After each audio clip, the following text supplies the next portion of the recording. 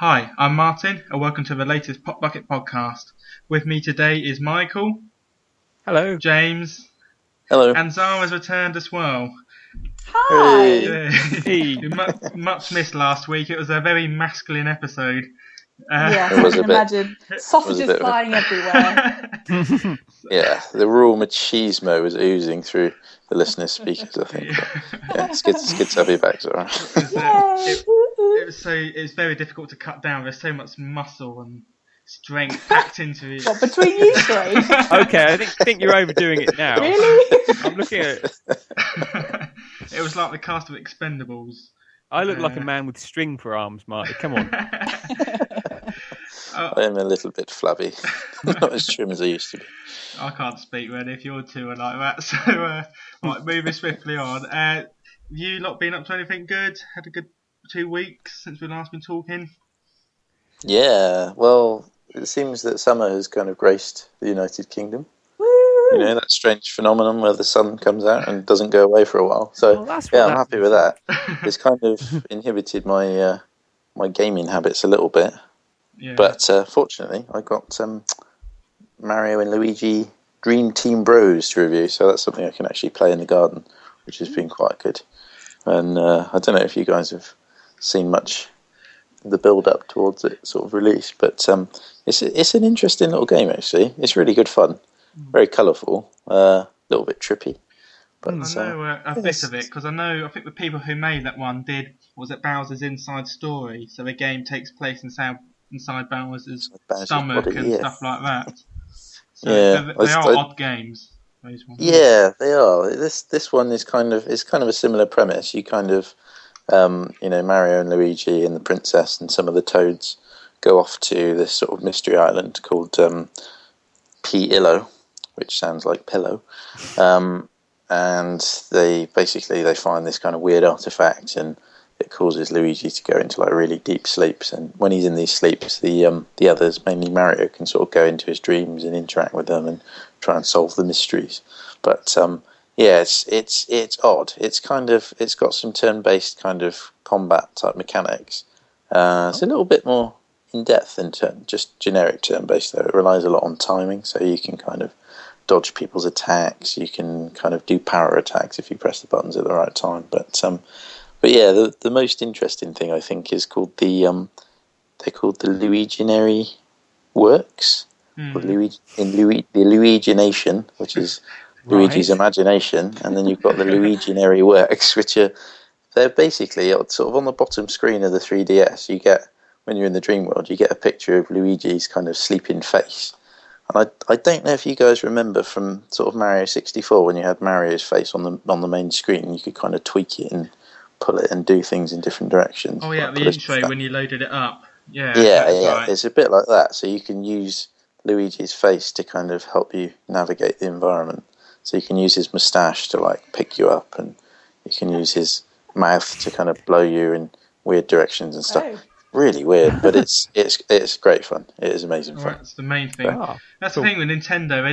They don't stick by the standard rules of like war FPSs. Like they just do their own thing. Or don't see. They just buck the trend in everywhere possible. And yeah, I don't begrudge that at all. To be honest, it's nice to see a bit of wacky kind of innovation. Yeah. I'm enjoying it. I've enjoyed it. Review is up on site, or should be, with the powers of the podcast. So yeah, check it out. Yeah, will do. I look forward to reading that. Well, you enjoyed that. I watched Anaconda 2, The Black Orchid, or The Hunt for the Black Orchid. It's like, oh God! You all seen the original? Yeah, ages ago, about 20 minutes of it.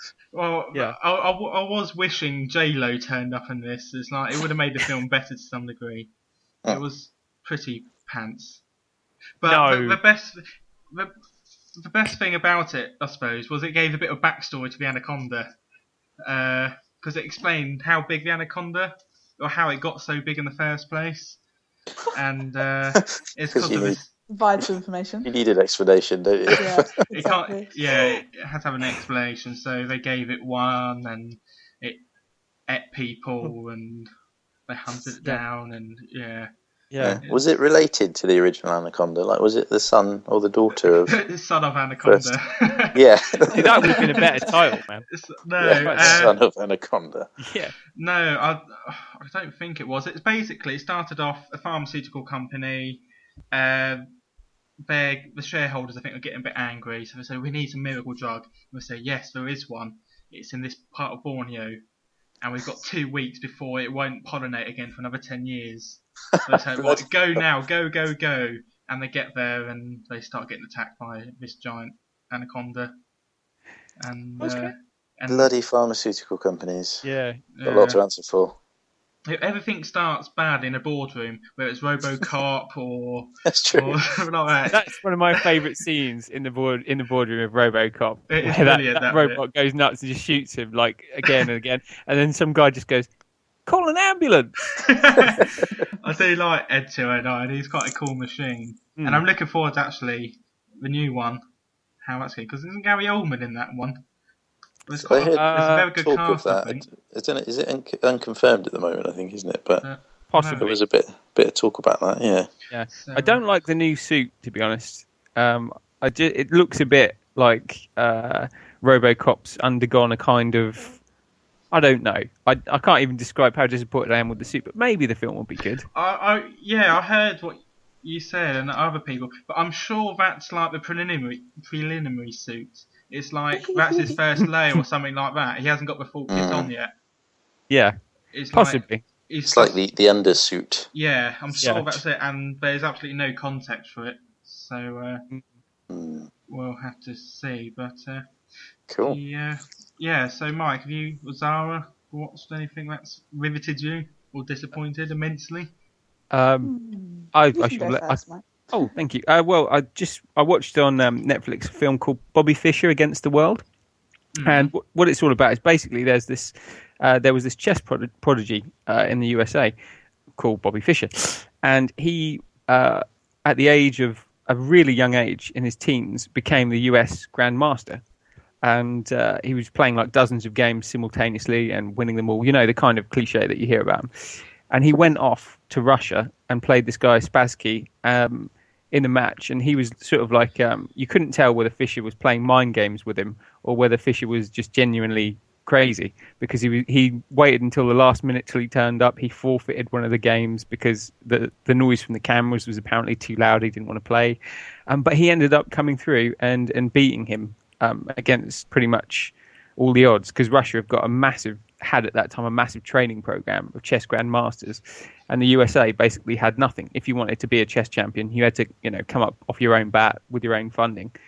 But it basically follows him throughout his life, and it shows you how, very sadly, the very same gifts that his genius at chess gave him ended up making him sort of almost destitute in later life, and living pretty much in isolation. So it's saddening in the end, but it's also fascinating. It's like if I had to give you the one line quote, I would say it'd be a fascinating portrait of an individual. So yes, go and see it. Is it a true story? Yeah, it is. Yeah. It's. I suppose you could call it a bio. I don't know if you call it biopic, but it's definitely a factual documentary. Yeah. Oh. Liz Garbus, I think, is the director, who I haven't seen any of her work before, but I'll definitely be looking for other stuff, because this was sort of very well put together and very tastefully done. And when he does go off the rails, it's not at all sort of exploitative. It deals with it in a very sort of restrained way. It just presents the facts, so rather than being lurid. I'll be honest, I should try and watch more films like that. Yeah. I just watch rubbish films half the time, like Anaconda 2. I wouldn't to want to give the impression that that's only the type of film that I watch. No, it's occasionally I'll watch maybe not Anaconda 2, but something like that, We watched one, like, it was Mega Shark versus Giant Octopus. No, it was like a giant crocodile or something. Crocosaurus. Crocosaurus, that was it, yeah. God. That was dreadful. It's the Asylum who make those films. The big one at the moment is Sharknado. Yeah, what? It hasn't been on in this country these films? I think we found out. They're on like the Sci-Fi Channel over Christmas. They had like one on every day, so it was like, I don't know, the tarantula that ate the world or something. It was like some of these monsters are just ludicrous. But the best ones is where they pit one ludicrous monster against another one. That's where it really gets good. Because the funny thing is, on the Sharknado, do you actually know what happens in that? No. There's basically like a hurricane or a tornado. It comes onto. I think it starts in like the Atlantic Ocean or Pacific Ocean. I can see it comes on land. Yeah, me too. And great white sharks get caught up in the tornado, and so when the tornado gets onto land, it's sort of there's spinning, destroying houses, but there's great white sharks snapping away as well. How are they still alive and not suffocating? Yeah, that's what I would kind of suffocate, or just land suffocating. I don't know it's what the word a movie. It's a movie, James. We don't have to ask these questions. Just sit down, grab your popcorn, and shovel some cola in your mouth. It's fine. Maybe it's just dead sharks falling on people. That would be equally hazardous. But after all these films they've done the last few years, like Titanic 2 and stuff like that, their tagline for Sharknado is just "Enough said." It's like they know what it's like, and their reception.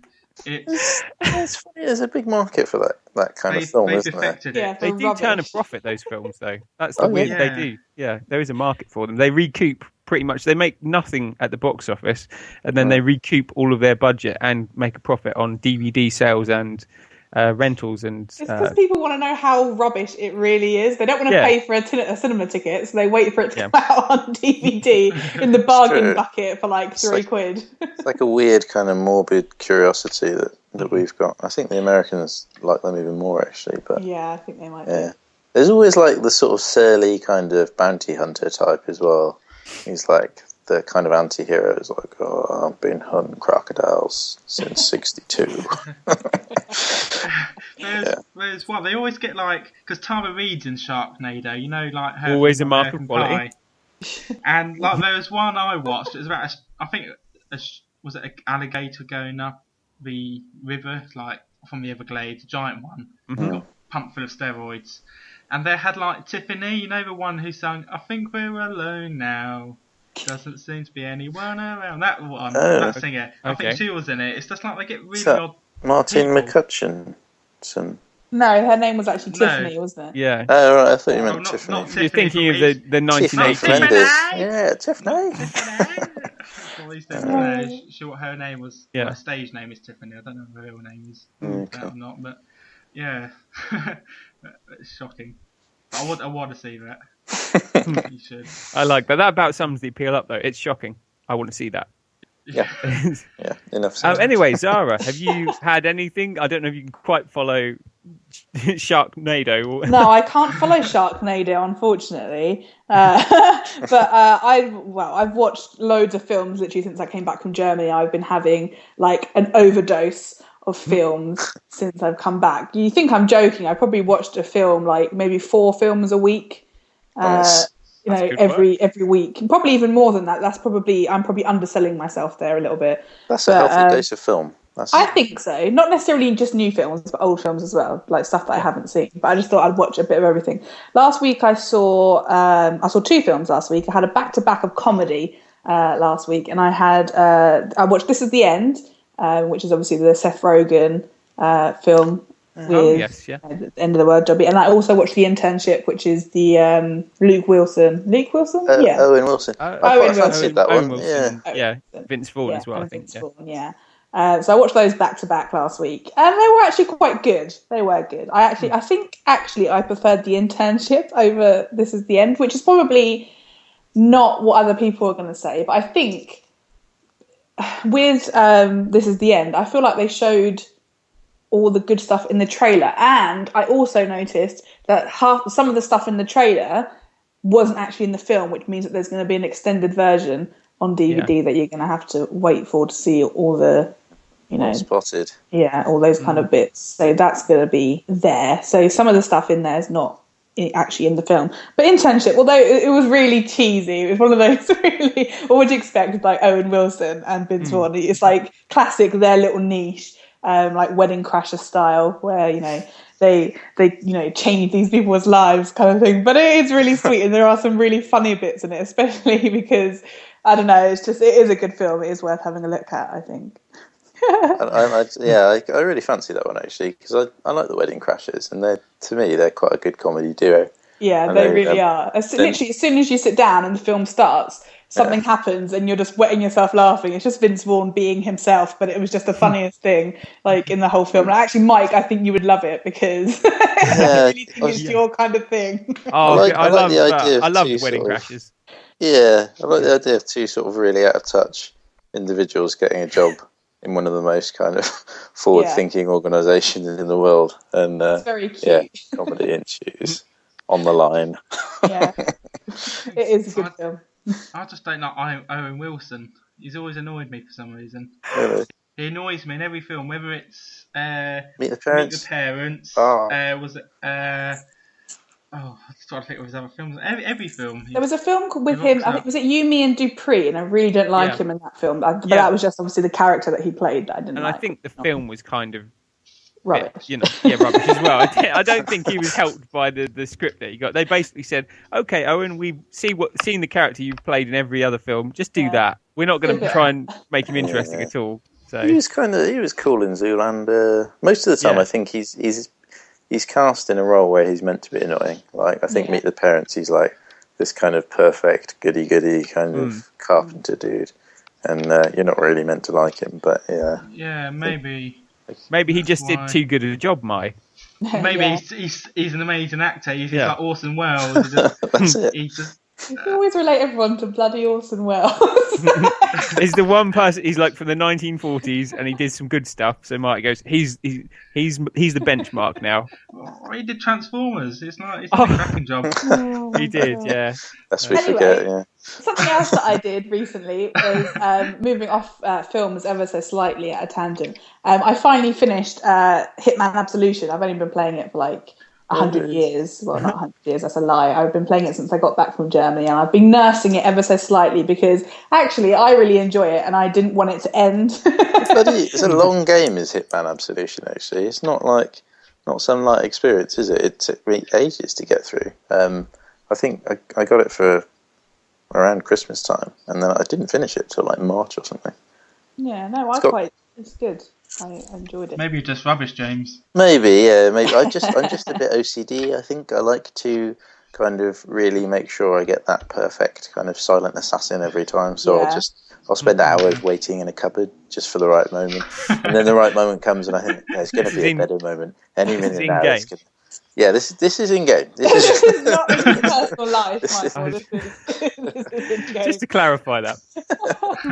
Well, you say that. I actually tweeted like last week or something something like, I've been waiting in this cupboard for 20 minutes to kill this judge to come into the room so I can kill him. And I did put little asterisks. This is in Hitman, not in real life, just in case people were worried of what I've been doing with my time since I came back from Germany. But yeah, no, I think it's really good. And also, I mean, James, I know you haven't done the online section where you can do contracts and stuff. So you can make your own contracts, which is really easy, which is like within the game. So you can select people, like random people in like a certain area. So you can, it's just like making, anything. You can select the part of the game that you want to use, and then you can find someone, to set the hit on. And then basically what it does, because it needs to know that it is possible for you to do it before it sends it off and other people can try it. So it's basically whatever you choose, however you then choose to kill that person, with what weapon, with whatever costume, whatever it is you're wearing, it keeps all that data, and then it uses that as like the conditions of the hit. So you have to do things like, so for example, I did one that... someone else had created this one online where basically you weren't allowed to change costume. You had to be in the Hitman suit. You couldn't miss any shots. So you couldn't kill anyone else but your target, even if, they were in your way or whatever. And you had to, it was like loads of other bits and pieces that you couldn't do. And it was really restrictive. And you weren't allowed to be spotted. And it basically comes up with a massive price of how much you could potentially get from it if you do everything within the target, and then once you've killed the person, you have to flee the scene, and then you get like an extra bonus for fleeing the scene. The quicker you leave, then But you have to leave from the same exit that the other person did. And it is really interesting to do, but it's really annoying because that's why I was sitting in that cupboard for so long trying to get this judge, because I wasn't allowed to do anything else but kill him and not be seen and everything. And I was just like, oh my God, what am I supposed to do? It's a bit of a puzzler sometimes, isn't it? Because there's a way that's probably the optimum way to do something. Someone's done it, but we don't know how they've done it. It is fiendishly difficult, actually. Yeah, but the thing that worried me most about that game was that they were kind of some of the iconic things about Hitman. They were kind of going away from. I thought at the beginning. So it's not really a spoiler, but the tattoo on his head kind of mysteriously disappears through some sort of accident. The silver ballers, those kind of trademark pistols that he's got. You're like, oh no, where are the silver ballers? He hasn't got those. Even his suit's a little bit different, but it all comes together at the end. You know, some of the trademark stuff comes back into play. See, the funny thing, I don't know whether it was maybe just a glitch that I noticed, but when his tattoo on the back of his head disappeared, he was basically, wearing a plaster over it because something had happened, right? Yeah. But above the plaster, you can still see the freaking tattoo. I noticed that actually. That's not right. Yeah, and I kind of thought that is completely pointless, what you've done there. If you're just wearing a plaster over it, you could have just done that anyway and saved yourself the pain of carving your skull off. But, I don't know. It might have been a glitch, I don't know. I have no idea, but the fact that it was peeking out over the top of the plaster, I was like, oh, why? It doesn't look like he's, scalped himself in any way, shape or form, and the tattoo is still there. So either he cut out a chunk of his head that didn't have the tattoo on, and he just wasted his time, and that's why the plaster's there. I don't know. But I thought it was a good game, definitely a good game. And I like comparing stuff. Like I was talking to my friend Josh, and there's a certain part where you have to make a decision as to what you do with this certain person. And I was nice. What I think is nice, where I just left this person and didn't kill them. Whereas my friend Josh killed them. And obviously when achievements come up, you can see like various bits and pieces. Like, I can't believe you did that. He was like, "What?" I was nice, but then I kind of changed my mind. So I went and replayed the level, and then found the amount of weapons that were sort of stashed around. Yeah, I did exactly the same thing. I did a bad thing. It's on my birthday list at games, so I hope I could try out your contracts, maybe. In the near future. Definitely. I'll make some contracts for you to do. James hasn't made any. Get on it. Yeah, I'll be keen to try some of yours actually, but I'll make one. Get the old skills going, because I think my high score was quite admirable, if I recall you saying, Zara. Some of them were, but I don't know where I can compare all this stuff. Because I know you said you compare it online, but I couldn't find anything. I think you can look forward to hiding in a cupboard there. 20 minutes. That's my evening sorted. I look forward to it. It's just to scare Sophie. You'll be hiding in a cupboard for 20 minutes. What I'm looking forward to is we will have found out by the time the podcast has gone live, but it's the Apprentice final tomorrow. In terms of us recording this, so the two females in the final. That's going to be interesting. And what are their names, Martyn? Leah and Louisa. There you go. Yeah, but Sophie was quite pleased because it's like two young female, quite attractive as well. So we're in the final. Sort of saying. I'm not happy about this. Because when the Apprentice started, and obviously we were looking at all the candidates and everything, and me and my friend Amy, who's still in Germany, we still discuss it weekly, and we were like, oh yeah, we think this person, and two of the people that we didn't like the most are in the final. Like, I really didn't like Leah to begin with, actually, and I'm still not sure. Quite cold. Yeah. And Louisa, I think, yeah, she is, I suppose, but Louisa, I kind of think she's been playing good the last few weeks because she was on a warning. I don't think she's really changed as much as she makes out, but I really wanted Neil to win. I felt really sorry for Neil. Yeah. I quite like Francesca, though. Which one was Francesca? Was that the other blonde girl? Blonde. Yeah. Oh, yeah. went last Yeah. She was okay. She It's was just very- her lack of business knowledge let her down a bit in the end. Yeah, But she she was seemed so like nice. But I reckon if it was the old style Apprentice, where you actually were an apprentice, Neil would have won it. Yeah. I think he would have trounced I think Alan Sugar basically said so himself, didn't he? He said pretty much, if I could offer you a job, if Give that it was tomorrow. Give it tomorrow. Yeah. I think he probably will, though. That's the thing. I think he probably will offer him a job tomorrow. He probably even already has one. He's probably been working there since October. We just don't know about it. Yeah, it has happened. So, That's if Neil is now not stubborn enough to actually admit that his plan's a bit pants, which hopefully maybe he'll learn and grow a bit and take a job talking there. of business plan, what the hell's that Jordan up to? He didn't even. Oh my god! He's a bit of a deviant, wasn't he? I don't know. I don't know what he was playing at. He must have read the rules and thought, it's a bit of a No gamble. way he could ever have won it. So it's a bit... The thing is, I guessed, because they have the trailers on the programme that comes before. Yeah. And you had the one with Claude, the corporate lawyer, the really scary interviewer. And he's saying, this interview, you're a chancer, this interview is terminated. I thought, that's going to be Jordan. Yeah. You say you're a You could parasite, just didn't you? You're a parasite. Yeah, you're a It's really parasite. harsh words, isn't it, when he called a parasite? But He's not wrong, though, Teddy- is he? Yeah, but he isn't Yeah, wrong. Exactly. Jordan was a bit of an idiot. I just need to point something out, though, that really made me laugh.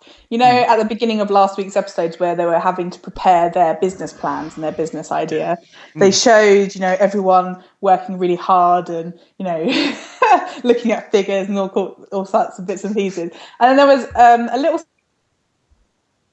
Zara? She gone?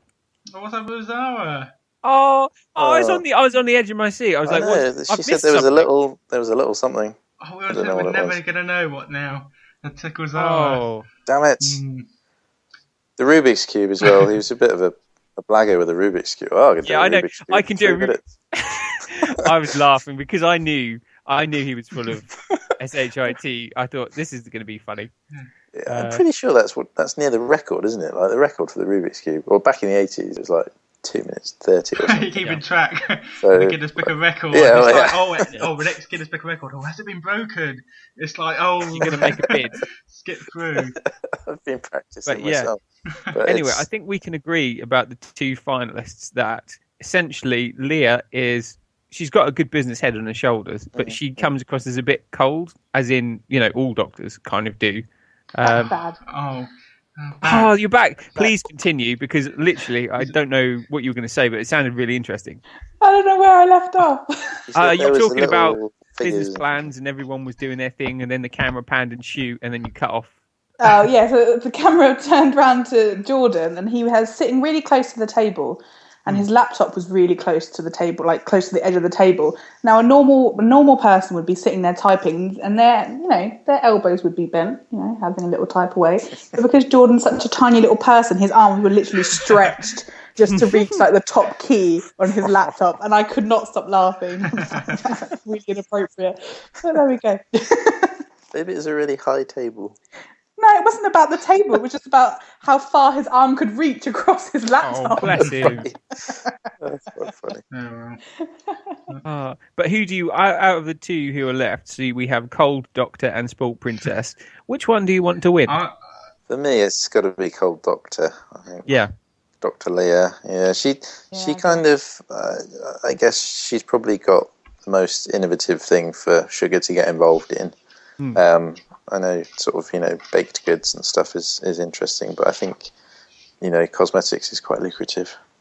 Everybody wants a bit of Botox. It's risky though, isn't it? That's the only problem, I think. Yeah, it's high risk, high reward, I suppose, isn't it? But Alan Sugar loves a gamble, doesn't he? Does like As we've heard But him I'd say. say because Leah hasn't had a business, she should perhaps get it, because Louise, she's got the business, she seems to be doing well. When they talked about her revenue and turnover and profits and stuff, she seems to be okay, she's sort of set. But Leah, I think, give her a go. It's Well, we shall see. yeah, who we'll talk triumphs. about it at the next podcast, talk about the Apprentice final. I look forward to what's his name Eyebrows again? Man. Alex, was it? Eyebrows Was Man that coming back. Alex? Alex coming back. Yeah. Yeah. So, And also, I look liked forward- Vishan. Vishan was quite funny. Vishan Shan, Was he the blagger? the businessman. Oh, God, yeah. I Yeah. hated The back him. of my hand. He was the guy in Dubai who knew annoying. everything. Yeah, Supposedly. he's the one that in his little clip beforehand is driving a convertible car and got some bling watch on. He looks like a complete prick. He's just don't play a hey. Let's just That's cool. yeah, no. He And who's the other guy? Who's the tall academic guy? Miles. No, not Miles. He's Mr. Casino, isn't he? Or Mr. Monaco. Monaco. No, the guy who was like completely hopeless. Jason. But, yeah, lovable Jason. He is so sweet. Oh, bless him. Because they all rock up again, don't they? The last episode. Yeah. Yeah. I wonder who's going to get Jason. That would be something to watch. But I want to see it because I know Louisa's going to cry and I want to watch her cry. What was that really big blagger girl? She was like saying she was a design expert and stuff. Her name was like Isma. Yeah. She was funny. She didn't last very long though. No, I don't think she's coming back. What else? I've been catching up with Hannibal as well, so it's one of my favourite programmes at the moment, I'd say. You should all watch it. I've not seen any of it actually. Do explain for the listening. It's you know, like the Red Dragon. Have you all seen that? Where you got Will Graham is with the FBI detective. He's very weird. He can get into the mindset of a killer. So this is a prequel to Red Dragon. So Hannibal Lecter is Will Graham's psychiatrist. And so Will Graham's talking him through like his problems and sort of discussing the cases with him a bit because Hannibal Lecter is sort of helping the FBI, but he's talking through the problems and the cases. And Hannibal Lecter is being told this stuff about how these serial killers are killing, and when he does it himself, and it's really confusing the matters. And it's really interesting, and it's one of the most stylishly shot TV shows around at the moment, I'd say. It's interesting. Cool. Who's the actor who plays Hannibal? Mikkelsen. Hans Mikkelsen. Who, the guy who was... Is it the Casino Royale guy?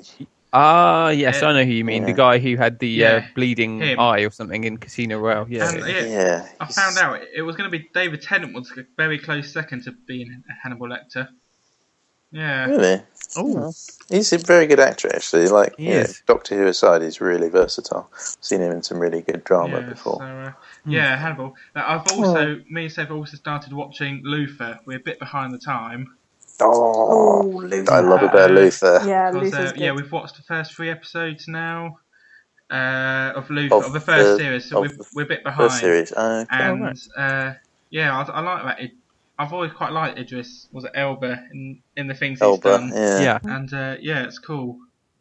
It's he's a bloody good actor actually. Like I really love Luther. And for me, I think the series just get better and better. Like we started watching series 3. Series 3 that's just started on the Beeb. And I don't lie to you that the first series actually, I was quite terrified at the end of it. Really good, really suspenseful. Really bloody creepy. Really was. I'm not lying when I say I checked under my bed. I didn't go that far. I wasn't checking in my cupboard or under my bed, but it was creepy. That's it was brave. creepy. Freya was trying to get me to check in the loft. Well, you'll be checking the bed under the bed if you watch Hannibal as well. It's freaky. Oh, really? But the one we've just seen on Luther is when you can cast your mind back. There's some weird guy who sort of turned up at a house and licked this woman's face and said, "I'm going to take you." And then he put blood all over the walls, scrawled all over it. And then he was kept some woman's blood for 10 years and put that woman's blood off in this new woman's place. And then he was draining blood around and keeping them in the freezer. And it's really weird. It's really weird, creepy. Yeah. And, Sorry, I just realised that I had a little giggle just in there. It wasn't because he was smearing blood over the walls, just to let you know. It's because someone just took a slurp of their drink and it sounded so sweet. It did. It was quite cute. Sorry. The sort of the serial killers in Luther remind me a bit of like the Batman villains. They've all got some weird little quirk or something they're into, which is just completely off the scale, batshit crazy. But it's very good. It's good drama. Well, I shall have to watch Luther it's all on and Netflix, Hannibal. Luther Mike, so check it out. Oh, jolly good. I'll watch them both in the same night, so I don't have to check twice under the bed. Yeah, that's probably advisable. Anyway, moving things on now. I was thinking about it pops up this sort of question like at the pub, things like that. But who would you get to play your life? What actor would you get to portray your life in a film? Who would you play your love interest? Things like that. So I've been having a think. Have you all been thinking over the actors or actresses? And I've had a quick ponder. Yeah, a little thing. Shall I kick things off? Right. Go for it, Marty. Go for it. If we were to do a nice proper Hollywood film, I'll get Daniel Craig. For obvious reasons. Yeah, very obvious reasons. I'm joking. My laughter. Sort of Carry on. hair. Oh, you should have warned me before I took a sip. He's got blonde hair, sort of similar enough hair. Now I'm not spiky. Yeah. Chisel, good looking, I'll say. He could.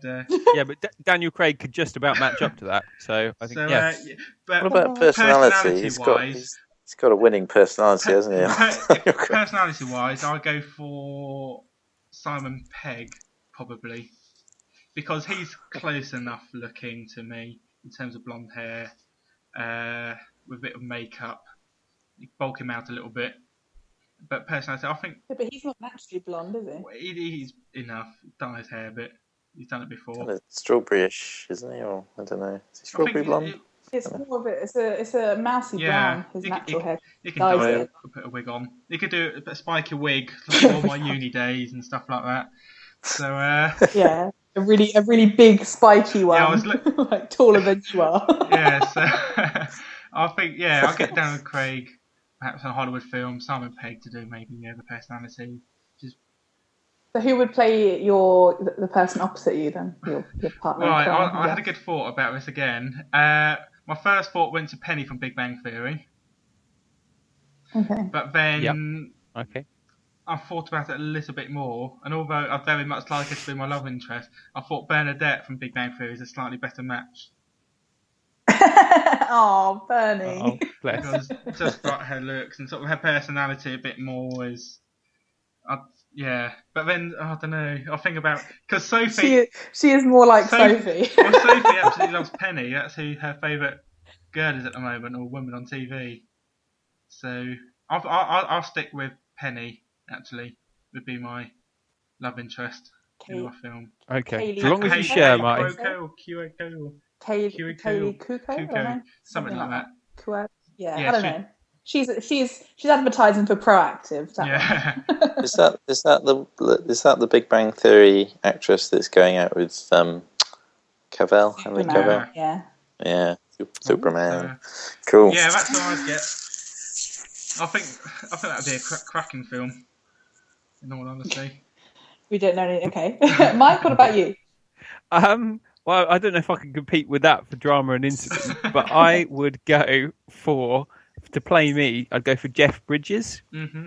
Okay, I can see that. Yeah, I can see that. Yeah. Specifically, Jeff Bridges from his Big Lebowski period. I think that would be quite appropriate. I don't know who I'd get. I think I might get Emma Stone to play the love interest, just because I'd quite like someone who was sort of funny and light on their feet and able to provide the comedy, which would be good. And also nice to look at as well. You know the one from what's the movie she broke through in Superbad first? Oh yeah. And then in Spider-Man. Spider-Man.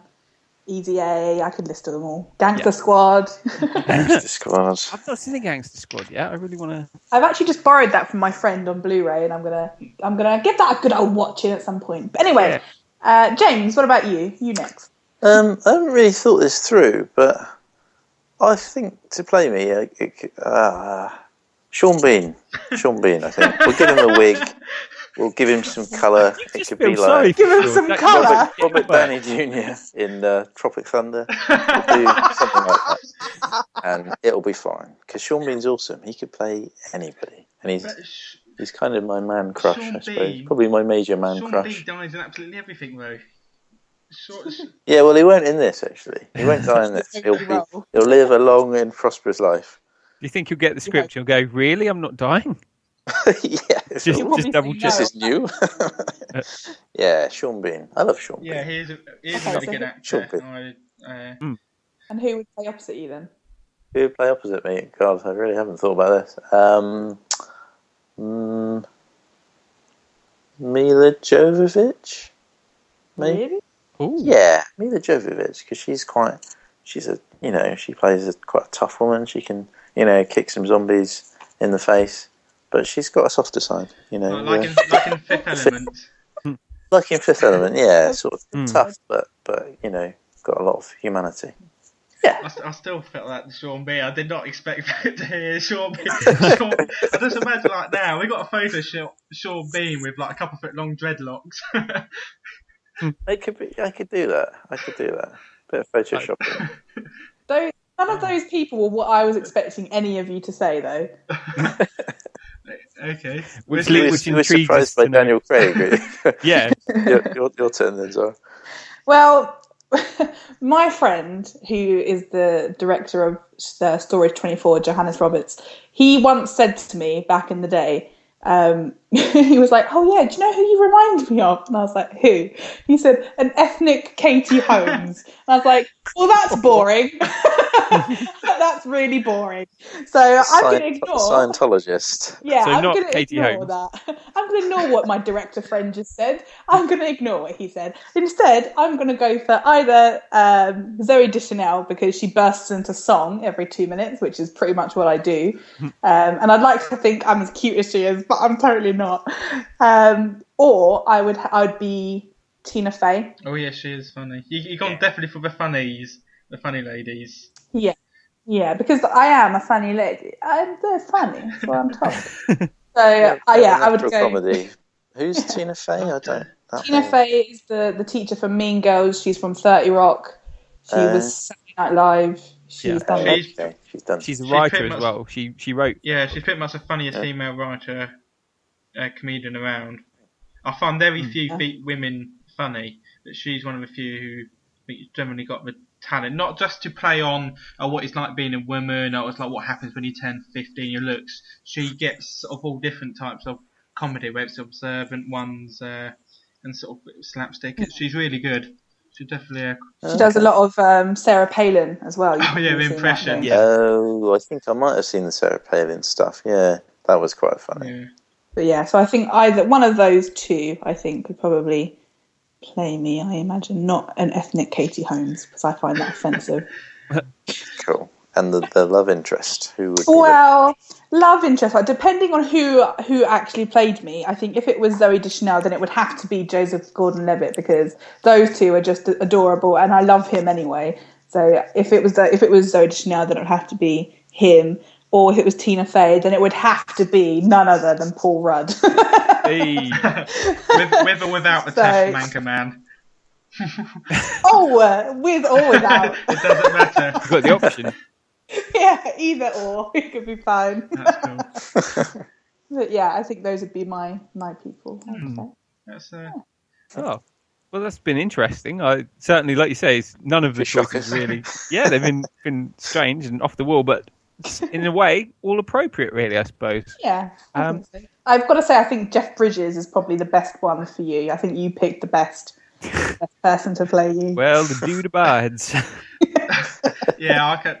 Oh, I love actually Paul Rudd. I love Paul Rudd in. I don't know if you've seen Role Models before. Yeah, that was cool. He was really good in that. He's like really sour for most of that, and you slowly see him sort of turn and become a nicer person. But I thought he played that really well.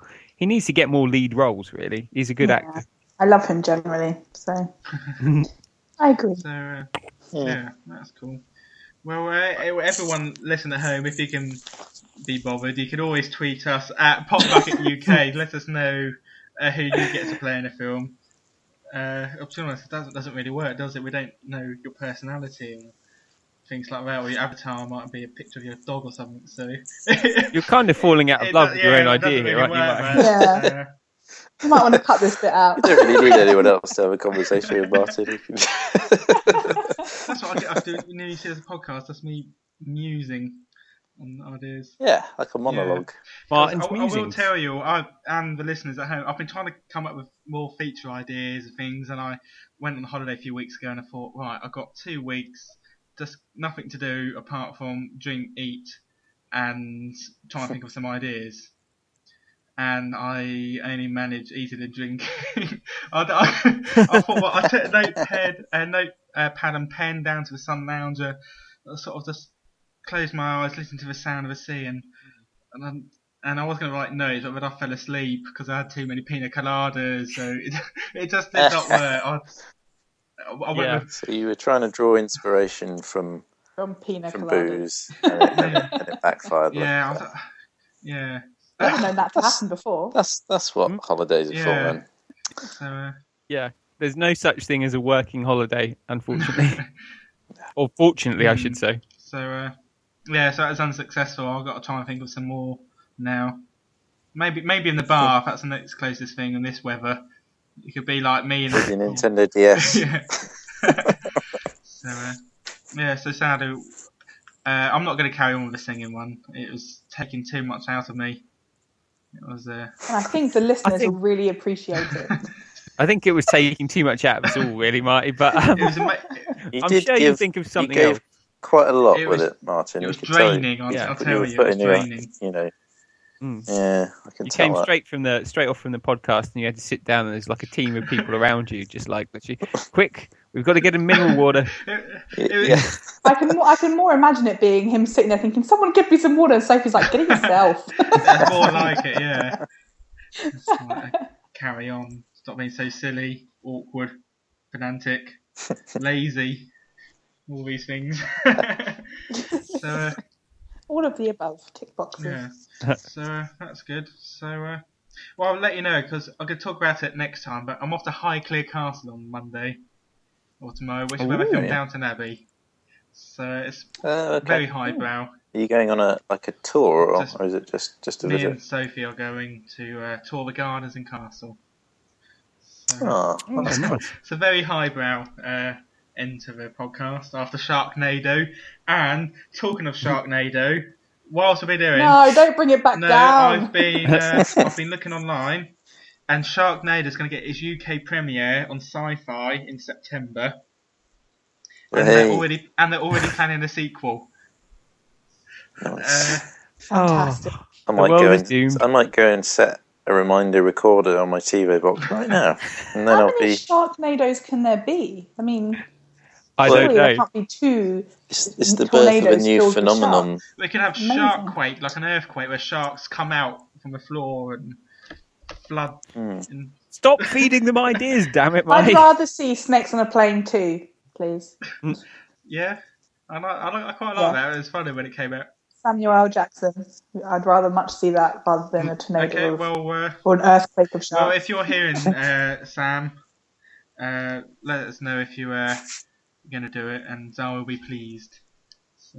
Yeah, I will be pleased. I'll send you a bag of muffins. Bag of muffins. Okay. I want a bag of muffins. Well, you can't. What's the guy got to do? What you got to do? You got to make Snakes on a Plane too, James.